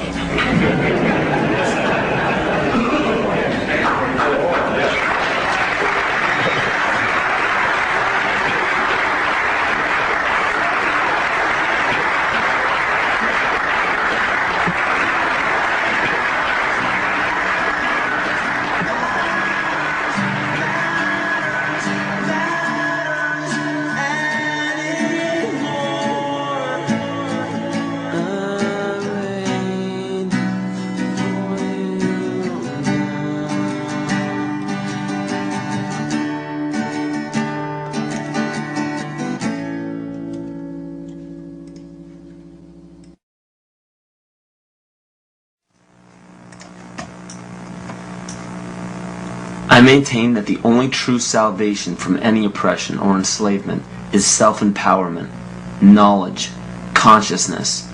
This is true rebellion. Don't get caught up in the 87% of people who follow the leader. People who think that they are rebels because they denounce authority simply because it's the latest fashion. Don't march the streets claiming that you are the enlightened one because you read a book or saw a film that gave you a glimpse into an uncommon knowledge. Don't scream phrases into a megaphone that you borrowed from another person's research. And don't proclaim yourself an original thinker because you belong to a group that represents an unpopular belief. Those are all examples of the other side of the coin of groupthink, leading a false rebellion. False rebellion is dangerous because it gives the illusion that you are free and thinking for yourself. A true rebellion, a true revolution, begins when you quit following and start leading. And those who end up following you should be taught by you to quit following you and start leading. And the only way to lead successfully is by fully understanding your rights as a human being on this planet. We have very powerful tools on our side called the Bill of Rights and the Constitution. These documents state that no government can deprive us of our natural rights. So how is it happening? You must understand that the elite group controlling our government, our educational system, agriculture, and media are also in control of our free enterprise. Free enterprise is our economic system or our means of production, privately owned and operated for personal benefit. Free enterprise cannot legally be taxed unless it volunteers itself. The reason why income tax seems inescapable is because most every job on the planet requires you to sign a number of documents with fancy wording stating that you are agreeing to be a representative of a corporation or entity. What all of this means is simply that when you sign working papers, which are required by pretty much every employer that you apply to, you are waiving your rights as a natural person protected under the Constitution and agreeing to represent an artificial person that is not protected under the Constitution. It's difficult to avoid because if you do not sign the document waiving your rights, you won't get the job. So why does every employer voluntarily pay taxes, which leads to the requirement of those documents? Because without doing so, the business loses all state and federal benefits provided to private or commercial business.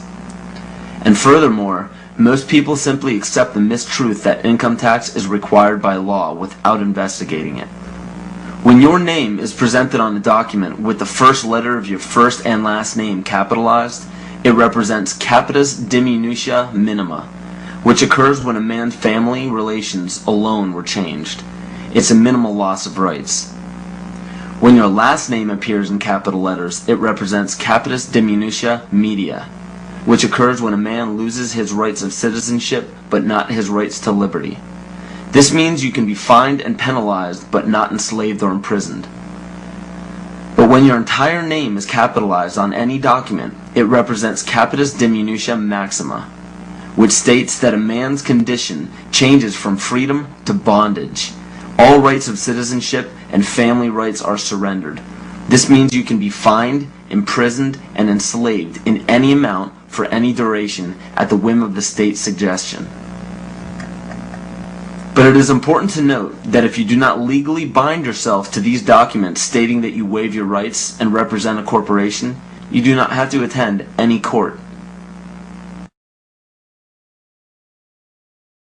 There are two kinds of law on the earth, as I've said. One is called civil law, which is the law of the land, and one is called maritime admiralty, which is called the law of water. The maritime admiralty is banking law. So consequently, the corporation and government and people who want to control you, they create a second you, and that second you that they control, that they created, is all capital letters. Check it out. Anytime you get a bill, you get a lawsuit, you get a fine, a ticket, somebody sends you a bill from the Department of Water and Power, check it out on your driver's license, on your Social Security card, on your insurance cards. Anything having to do with business, your name will always be in all capital letters, because only all capital letters can be dealt with by banks and government. You need to wake up and find out how this stuff really works. Because once you understand that you don't need to submit yourself as an American to a British commercial venture called courts. You're an American. You don't need to go to court. There's nobody. You only go to court because you agreed to go to court. When they send you a subpoena to court or a summons to court, and they've sent you something, you look at it and say, hey, Jack, that's not me. That's in all capital letters. All capital letters is a corporation. Those who are charged under these maritime admiralty courts usually don't understand that they are voluntarily being fined and imprisoned. When a judge calls your name and asks if you are that name, those who say yes are verbally agreeing to represent the artificial person that the name represents. In doing so, you are voluntarily waiving your rights under the Constitution.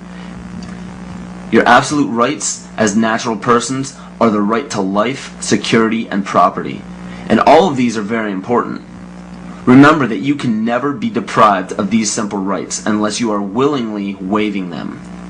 But you need to understand your rights if you want to be protected under them. When sustainable development is knocking down your door for the right to your property, you need to understand your inherent right to your property, which extends from the visible surface to the center of the earth. But please note that these steps are simply the beginning. They merely treat the symptoms instead of attacking the root. To understand fully how to protect yourself, you need to understand your origin.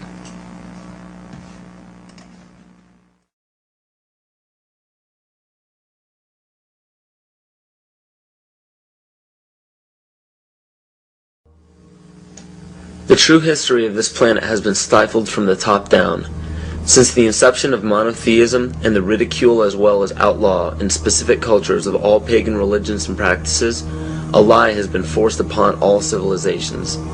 You have to wonder why powerful empires were threatened enough by paganism to make the practice of such religions punishable by death. This threat didn't end during the Roman Empire. Take a look at how the founders of America, by mandate of Great Britain, wiped out Native American tribes indiscriminately. Great Britain has also shown some of the most brutal forms of genocide in Africa, India, New Zealand, New Guinea, and many other locations in which pagan tribes still existed. East Timor suffered from one of the most brutal genocides in all of history and was fueled by the United Nations and the United States funding during the Carter administration.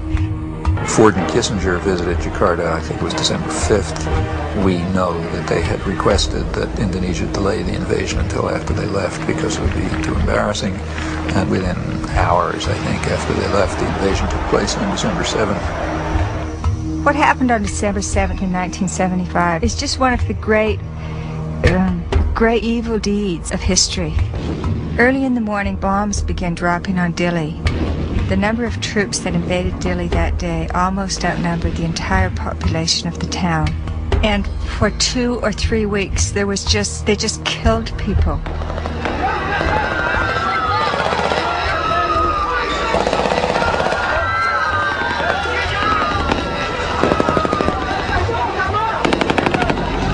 So the Timorese were fleeing into the jungles by the thousands. By late 1977-78, Indonesia set up receiving centers for those Timorese who came out of the jungle waving white flags. Those the Indonesians thought were more educated or who were suspected of belonging to Frelimo or other opposition parties were immediately killed. They took women aside and flew them off to Dili in helicopters for use by the Indonesian soldiers. They killed children and babies. But in those days, their main strategy and their main weapon was starvation. By 1978, it was approaching really genocidal levels. The church and other sources estimated about 200,000 people killed. The U.S. backed it all the way. The U.S. provided 90% of the arms. Right after the invasion, arms shipments were stepped up. When the Indonesians actually began to run out of arms in 1978, the Carter administration moved in and increased arms sales, and other Western countries did the same. Canada, England, Holland, and everybody who could make a buck was in there trying to make sure they could kill more Timorese. The last thing that the ones in power want is a sovereign group or tribe setting a positive example for others. It is important to note that followers of monotheistic religions are not to blame, just as not all members of Freemasonry, intelligence agencies, fraternal orders, or political organizations are part of the esoteric agenda that is being carried out in all upper echelons of society. And it's difficult for people to comprehend, but paganism is no more dangerous than understanding surgical procedures. The knowledge can be very useful when applied properly, yet it can also have very detrimental effects if misused or abused. Understand that most all of these problems are not by mistake, but by design. Most people do not understand how colors, shapes, catchwords and phrases, and biological timings are all used as talismans to affect humanity on an emotional and spiritual level. Colors are used hypnotically in every news channel and corporate advertisement. Fast food chains typically use vibrant reds, yellows, and whites in their restaurants to cause the customers to feel hurried and restless. This helps the customers filter in and out quicker to make for more customers. Fine dining restaurants, on the other hand, use very earthy, natural colors such as soft greens, blues, and browns to calm the senses and to make for a more lengthy and peaceful meal. And the same goes for the music that is played at these establishments. Specific musical notations and progressions can give relaxing or exciting stimuli to the body without our knowledge. The music industry goes even further and uses natural rhythms of the heart to map out the tempo of pop songs. This is why 72 beats per minute is used very frequently in pop music. Music is not a product of culture. In 1986, the National Academy of Science found that infants prefer consonant sounds such as perfect fifths rather than dissonant ones. This is just a small example of our natural ability to understand sound. So be very careful when placing a child in front of a TV or near a stereo. Those who believe that children cannot comprehend violence on a TV screen or aggression from music are thinking strictly with the left brain. The child may not rationally understand the words or actions on the screen, but the right brain, even in infants, can absolutely understand everything in its immediate environment because it transmits a frequency that can affect us on a subatomic level. Science has even proven that proper sonic vibrations are essential for the health of our vegetation. Studies done on many ecosystems have shown that when a specific species becomes extinct or moves from an area, another species will replace its song patterns to fit the overall harmony of the vibrations required for plant life to thrive. All these are known as talismans and are used very carefully by corporations and the media. Catchphrases are also used to spark certain emotions in the psyche. When the average person hears the words terror, bombing, gunshots, murder, war, assassination, and so on, the body and the mind respond with heightened alertness and caution. And when events such as assassinations of major leaders, bombings, terrorism, or war happen on large scales throughout the world, the body responds differently at different times, marked biologically and astrologically.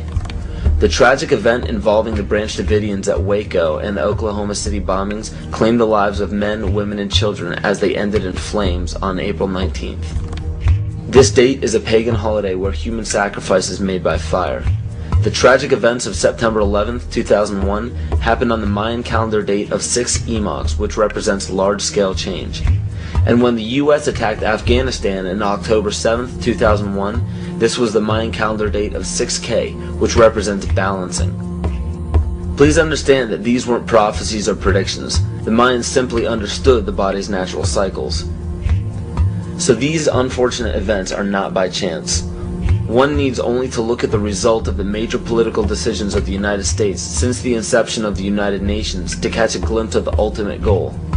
Every major war, assassination, terrorist attack, or security weakness exposed has two specific common themes. 1. The unfortunate event makes worldwide news and scares or angers the public. And 2. The result, no matter what, is always the expansion of government and the destruction of constitutional freedoms. It doesn't matter what the excuse or the explanation is. The result always tells the truth. A child can give the greatest excuses every time he's too sick for school, but if it always happens on the day of the test, the truth is revealed by the result. The major media outlets can give every explanation in the book as to why war is declared, assassinations happen, and terrorist events take place, but if they all end up in the expansion of government and the destruction of constitutional freedoms, the truth is revealed by the result. And because the vast majority of the public are completely ignorant of natural biological cycles of man, it is increasingly difficult for them to accept that these events are by no means an accident.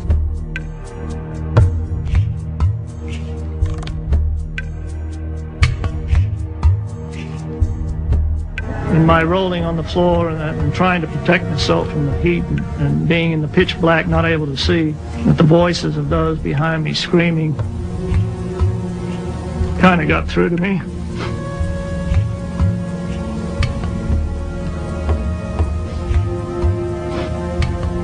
I recognized who they were. Could identify the voices. Are they just coming to kill me? No. No. Nobody's coming.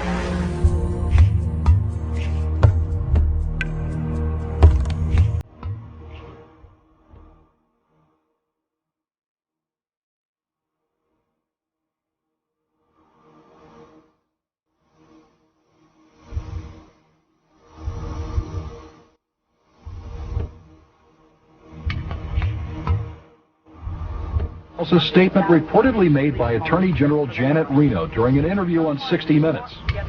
She allegedly defined a cultist as one who has a strong belief in the Bible and the second coming of Christ, who frequently attends Bible studies, who has a high level of financial giving to a Christian cause, who homeschools their children, who has accumulated survival foods, and has a strong belief in the Second Amendment, and who distrusts government.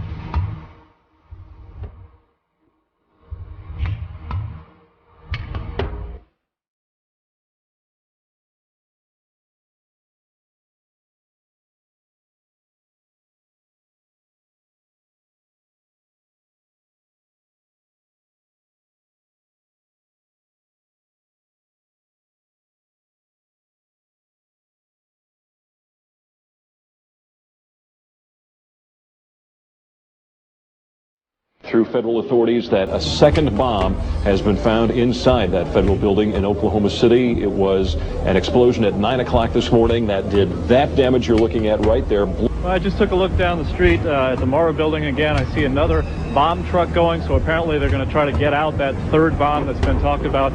At the present time, the medical teams downtown are unable to get into the wreckage to retrieve more of the injured because of the presence of other bombs in the area. I've been told by the police department that just as soon as those bombs are defused, they will permit the medical teams to enter. Now, we're also hearing from some witnesses on the scene that they've overheard from firefighters that were first on the scene that there was a possibility that there was a secondary explosive device besides the car bomb device outside the building, and that device may have been placed near the nursery.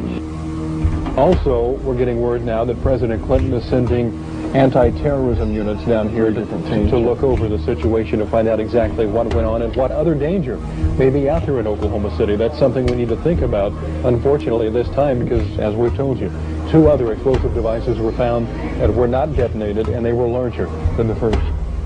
The reports I have is that one device was deactivated. Apparently there's another device, and obviously whatever did the damage to the Murrah building was a tremendous, very sophisticated explosive device. So President Clinton just called Frank Keating, Governor Frank Keating, and he says that 3 FBI anti-terrorist teams are en route to Oklahoma City. Right now they are saying that this is the work of a sophisticated group.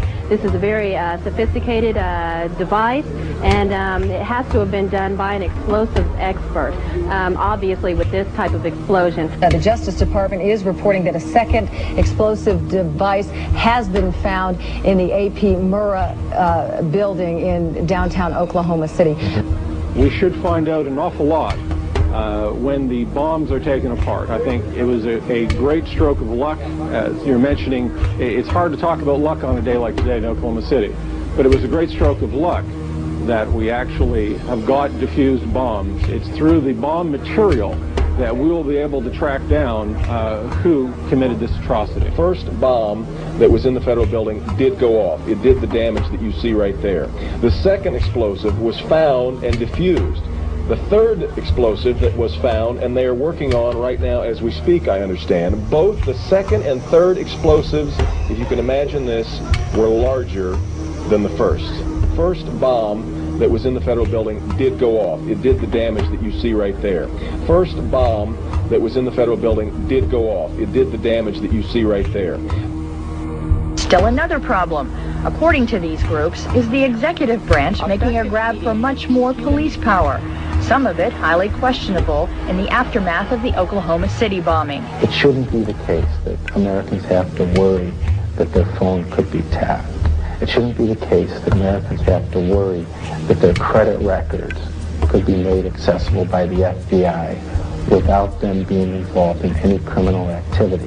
The first draft of the House anti-terrorism bill was so loose it could let authorities define as an act of terrorism, prosecutable by the federal government, everything from threatening your spouse with a gun to blocking an abortion clinic. While the anti-terrorism bills ask for sweeping new powers, the ACLU and others also worry about numerous executive orders that the public knows little about. These orders could give the president, federal agencies, and the military near dictatorial powers.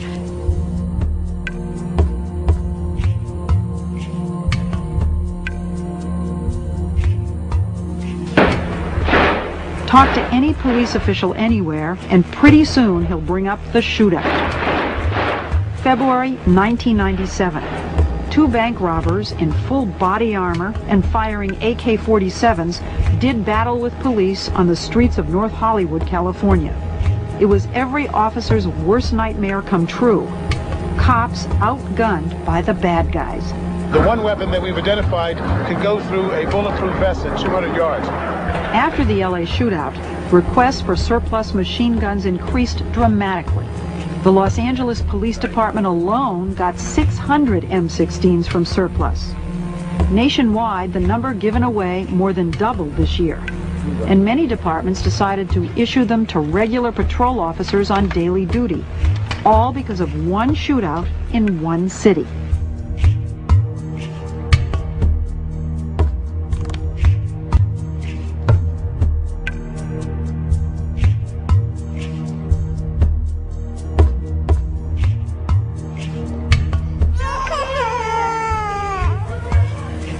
Till now, the diagnosis is not settled for this child. We complain from prolonged fever and this wasting.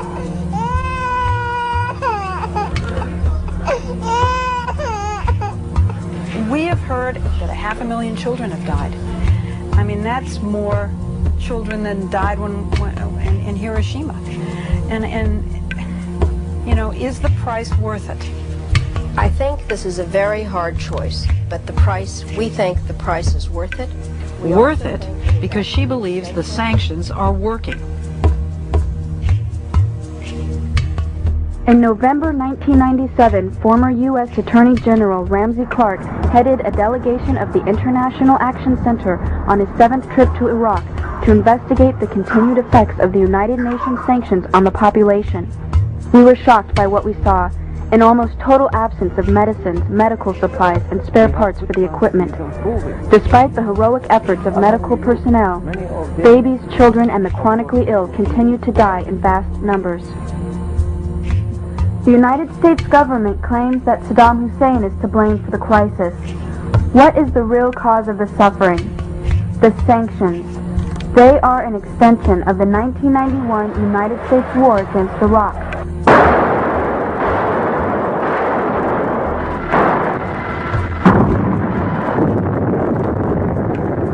The goal was to cripple Iraq's infrastructure and make civilian life unsustainable. We demonstrated the capacity of technology to cripple a country without ever setting foot on it in the Persian Gulf. It's important to recognize that because it goes hand in hand with the sanctions. When we merely say that we flew 110,000 aerial sorties in 42 days, one every 30 seconds on the average, 24 hours a day, we ignore what we really did. As officials said, the death toll was now 288, with many more to come. The trucks kept filling up and driving away, past waiting relatives who knew they might never be able to identify the bodies of their loved ones.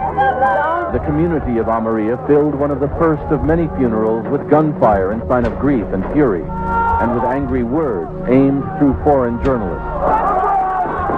"My mother, she's gone," shouted this young man.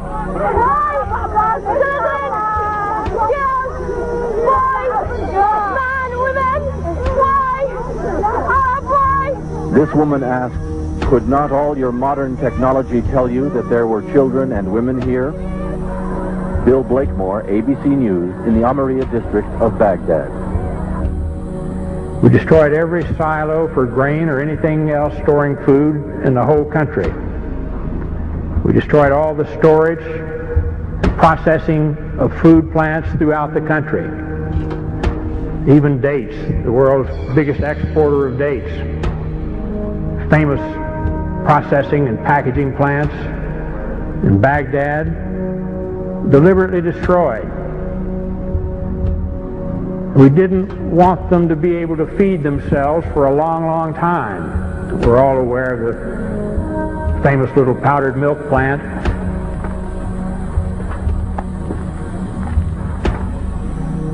The United States government says that in this factory here you are making chemical weapons. Is that true? No, that's not true.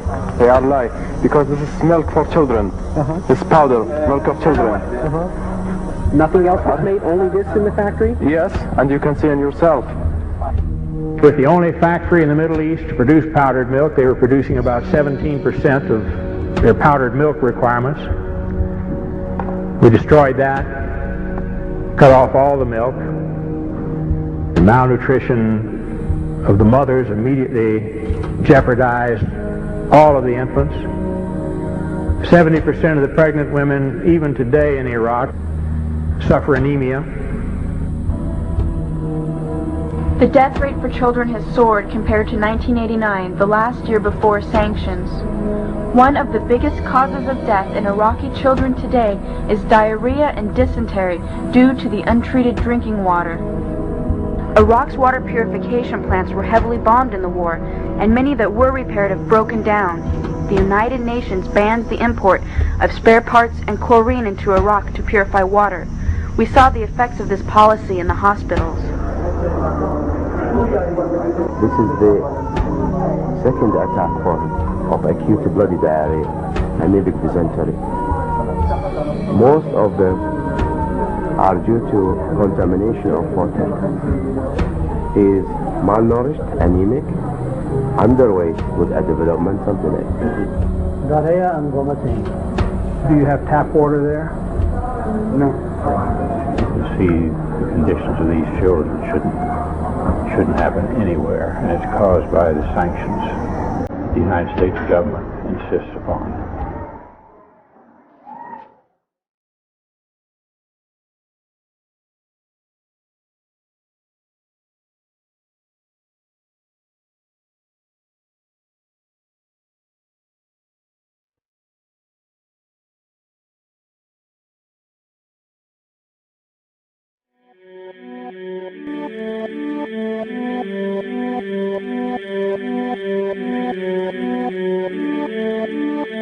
The daily life we perceive with our five senses is not reality. Quantum physics has shown that space and time are illusions of perception. Therefore, our bodies cannot truly be a reality if they occupy this space. Our true consciousness does not exist in our brains or in our bodies. But this illusion of our individual bodies, along with the misinformation of our true origins, has manifested the idea that we all think independently from one another. With this misunderstanding, it would seem impossible to scientifically explain telepathy, clairvoyance, spiritual mediums, and other phenomena dealing with transferring information between sources without physical means of communication. But when you understand that there is a common spiritual bond between all things in the universe, and that we are all part of one divine intelligence, no phenomena is unexplainable. This simple understanding fills all the holes in modern religions. It explains reincarnation, deja vu, predictions of the future, and literally every event, occurrence, or anomaly ever experienced. The blank matter within the most basic building blocks of perceivable existence is malleable and molded by intent. The brain deals with logic, details, facts, patterns, practicality, science, and math. As the right brain deals with feeling, intuition, symbols, images, risk-taking, philosophy, and religion. With a deliberate push for government-controlled educational curriculums, generation after generation of the youth are being taught to focus only on the facts, figures, and numbers. Repetition is used to train children subconsciously to accept what they're learning. Children aren't rewarded for questioning the validity of the information they receive. They are ridiculed. However, the children who blindly accept the information as true and merely regurgitate the information on command when it is time to take a test, those children go on to become the decision makers in our government, law, medicine, business, and every other occupation with power and prestige. The most detrimental effect of being pushed away from holistic thinking with the full brain into a strictly left brain thought is what is known as the suppression of the feminine. Every male and female have both feminine and masculine qualities. It has nothing to do with man or woman. These are represented by the left and right brain, yin and yang, black and white, light and dark, and most every other duality. Both are vital to our spiritual and physical health. In ancient Egypt, the female was the rightful heir to the throne. The male she chose to marry became pharaoh. This depicted the goddess tradition that has been destroyed to make way for a patriarchal, male-dominated society we see enforced in every major denomination. In suppressing the feminine of every society and pushing the people to strictly left-brain thinking, the natural ability for humanity to feel earthly, cosmic, and personal energy became lost. Traditions that were passed on through shamans, witch doctors, magicians, psychics, and seers of all kind became outlawed and ridiculed and given a stigma of something out of a Hollywood movie. Every religion explains that we are children of God and have godliness inside of us. If you erase the anthropomorphized God and understand that God is nothing more than the spiritual web that connects all things, all religious scriptures begin to make much more sense. Our bodies are merely vessels to contain our spirit, to gather experience for the divine mind. This is how evolution is possible. It is scientifically proven that all species are evolving into more complex beings. Innate knowledge or racial memory within all species is the understanding of newborns of all kinds to automatically know specific details and traits that the mother does not have to teach them. Therefore, innate knowledge helps every species naturally evolve towards more complex organisms. Lyle Watson claims that it was a Japanese scientist who observed the 100th monkey effect in 1952. In this observation, he discovered that a certain portion or percentage of monkeys learned or developed a new trait. The knowledge became an innate ability in that species. This is further testimony to a collective consciousness among species.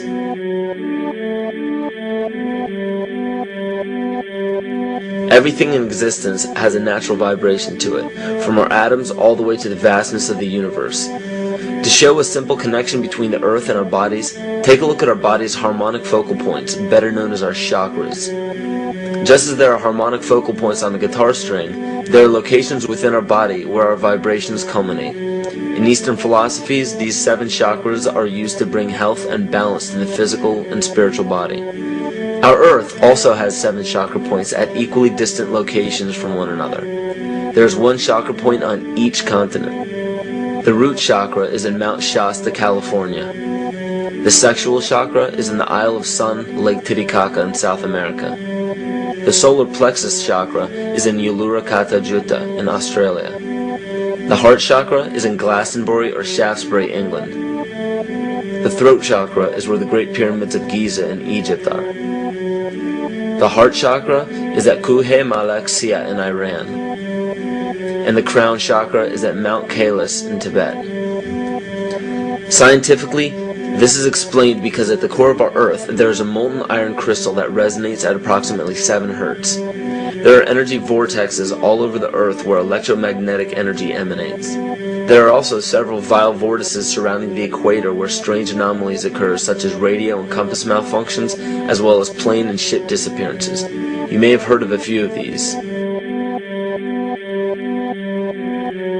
So the intangible parts of our existence, such as emotions, are part of the true reality of higher consciousness. If emotions are part of a realm that we cannot experience with our 5 senses, then how is it that we are all aware of our emotions? What most people believe to be emotions are not truly the emotion itself. What we are experiencing is the physical manifestation of these emotions. Anger causes disturbance in the psyche, which manifests itself in the ego. These manifestations cause the heart rate to increase, body temperature to rise, and spawn many other physical traits that signify anger. Just as music from the radio is a physical manifestation of an intangible signal, our experience of emotion is the physical manifestation of an intangible signal as well. It has been shown that our emotions have a vibratory frequency to them. Furthermore, there are only 2 emotions that humankind experiences: fear and love. All other emotions branch either directly or indirectly from these 2 emotions. Fear has a long and slow frequency vibration to it, while love has a very rapid and high frequency. To show that vibration is the very foundation of existence, Hans Jene developed what is known as cymatics in the 1940s to show that when vibrations of sound are passed through a form of media, there is a set pattern that will follow. When the frequency increases, the media develops into a more complex pattern. This is precisely what is happening to our Earth and to humanity. There are 64 possible codes of amino acids in our DNA structure made from 4 elements: carbon, oxygen, hydrogen, and nitrogen. By any means of logic, we should have all 64 codes activated within our DNA structure. Yet we presently only have 20 active codes. And of these 64 possibilities, it appears that only 20 of these codes are turned on right now for us, the 20 amino acids. There is a switch that turns off and turns on where those coding sites lie, and that the switch for that turning off and turning on is what we call emotion. And this is the first time that we've ever seen the patterns of emotion directly physically linked to human genetic material. Well, fear is a long, slow wave of emotion. So this wave of fear is a long, slow wave and touches relatively few sites on this DNA. So an individual living in fear is limited to the number of antennae that they have available to them, whereas an individual living in the pattern of love, this is love in DNA, you can see it's a higher frequency, shorter wavelength. We have many more potential sites for coding along that genetic pattern. This information, this is amazing. This is the first time we've ever had a hard digital link between emotion and genetics. This is important to understand because another researcher named Vladimir Popanov measured tiny particles of light called photons inside a vacuum tube. The photons were scattered as expected. A sample of DNA was then entered into the vacuum tube and they measured the photons again. They found that the particles of light aligned themselves along the axis of the DNA. Then, as they removed the DNA sample, the photons remained aligned to the same form of the DNA even though no DNA was present. This is what is known as the phantom DNA experiment. Science has now bridged a very important gap between physical and ethereal, or spiritual. Our emotions directly affect the structure of our DNA, which directly shapes the physical world we experience every day. So the messages left by the ancients that we've explained here were more than just prophecies about a one-world government or a new world order. We now understand why the study of the heavenly bodies were so important. The rotation and orbit of all that makes up our universe serves as a clock to map changes and transitions. This helped the ancients understand that the change of the heavenly bodies were a mirror to the changes of all existence. December 21st, 2012 is simply a natural transition from one form of energy to the next, the transcendental evolution of man. This date is what's known as 0 point. Our sun, as well as our planet Earth, is losing its magnetic field as the Earth is slowing in its rotation. All the while, its base resonant frequency, also known as the Schumann cavity resonance, is increasing in accordance with the predictable sequence of the Fibonacci theory. At a cellular level, our bodies respond to an electromagnetic pulse. The ancients called this the sacred circuit. The cells receive this pulse from the brain, which receives its pulse from the heart, which receives its pulse from the earth. This pulse comes from the solar system, which from there comes from the galaxy, which ultimately comes from our entire universe. We literally share a pulse with all of existence. Yet another example of everything being one. For as long as scientists have been recording the Earth's pulse, it has remained at approximately 7.8 cycles per second. This was a constant fixed number until 1986 into 1987. It rapidly began increasing to about 9 cycles per second in 1996. So in one decade, it increased by about 2 cycles per second. By 2012, this pulse will be right around 13 cycles per second, just as the Fibonacci theory indicates. What does this mean for humanity? Just as cymatics has shown that higher frequencies result in more complex patterns, we are now experiencing the beginning of a major shift in both physical and spiritual vibration. It's difficult to understand what exactly will happen to our physical bodies, but ancient scriptures, pagan and monotheistic religions, mystery schools, and secret fraternal orders have all given indications as to what this experience will be like.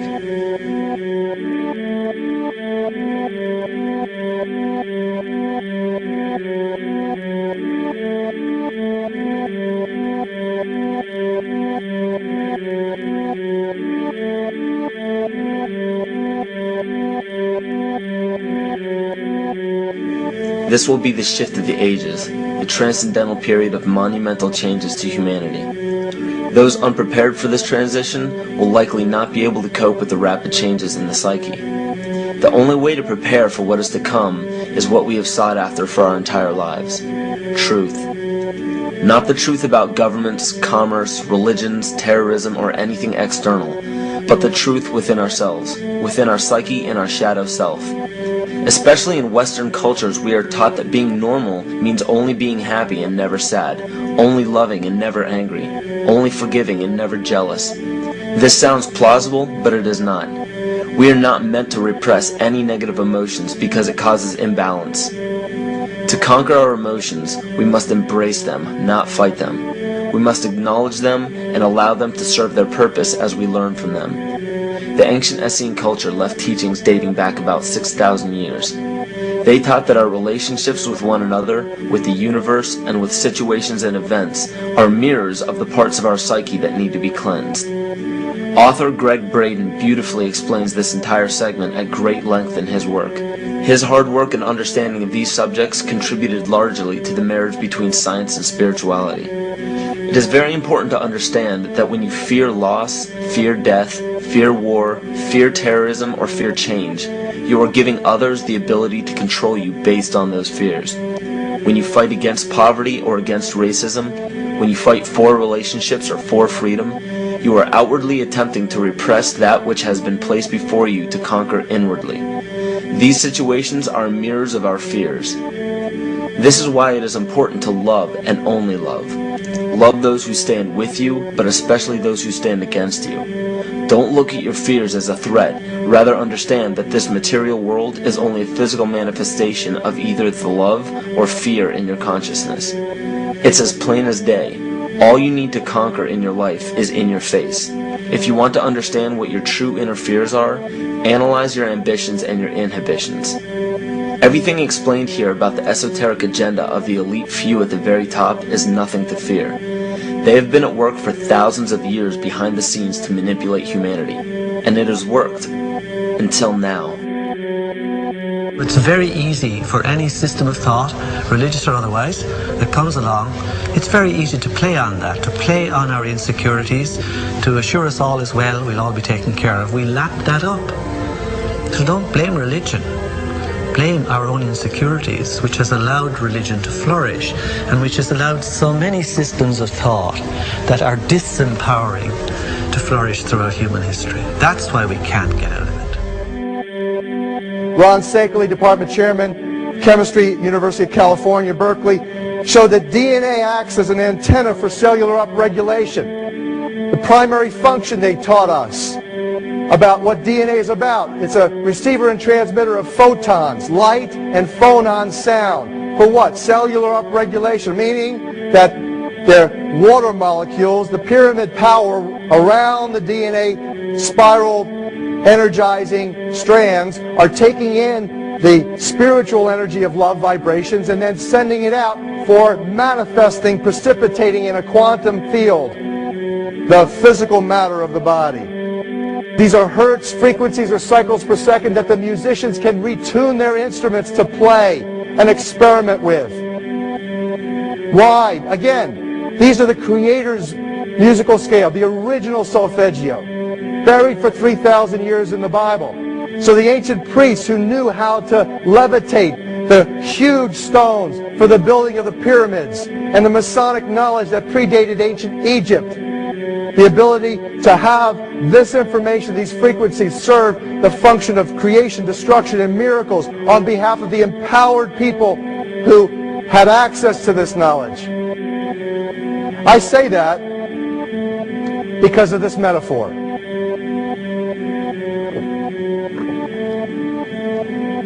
This is the difference between the power of our Creator and anything else, particularly evil. That you can go into a pitch black room full of evil, full of darkness, and light a little candle, and instantly that darkness flees. But you can't do the opposite. You can't go into a well-lit room full of truth and wisdom and righteousness and joy and health and harmony with the universal power. And you can't take a any amount of darkness and go into that well-lit room and have any effect whatsoever. That is the metaphor which I frequently think of when I think that I'm not empowered. It is the greatest lesson for me, and I think for everybody else, to know that we're on the winning side and that we win in the end. As you are watching this, understand that it is not a fight to be fought. It is not a war to be waged. No gun rights have to be exercised. Not a finger has to be lifted. Most people wonder how one person can make a difference. They ask that if all this is so simple and this information is available, why hasn't someone else conquered their fears and changed the world for everyone else? This is the most difficult and beautiful conundrum to our lives. Your reality affects you and only you. Your curiosity has led you to this genre of information to serve a very specific purpose in your life. To understand visually how the universe is truly a hologram, a math professor at Yale University developed a formula that is plugged into a computer program. Named after him, the Mandelbrot set shows a seemingly disorganized pattern. But no matter how far you zoom into the design, you will always find the same pattern within the whole pattern. Each fractal, broken down infinitely, will always reflect the whole. When one fractal changes its pattern, the sum total of the whole pattern changes along with it. This exemplifies that the whole world does not need to be awoken. There is no race to inform the 6 billion people on this planet of this message. It is only important that you, personally, learn to conquer your innermost fears and learn to love. When you see your fears for what they are and master your emotions, then, and only then, will you truly be free.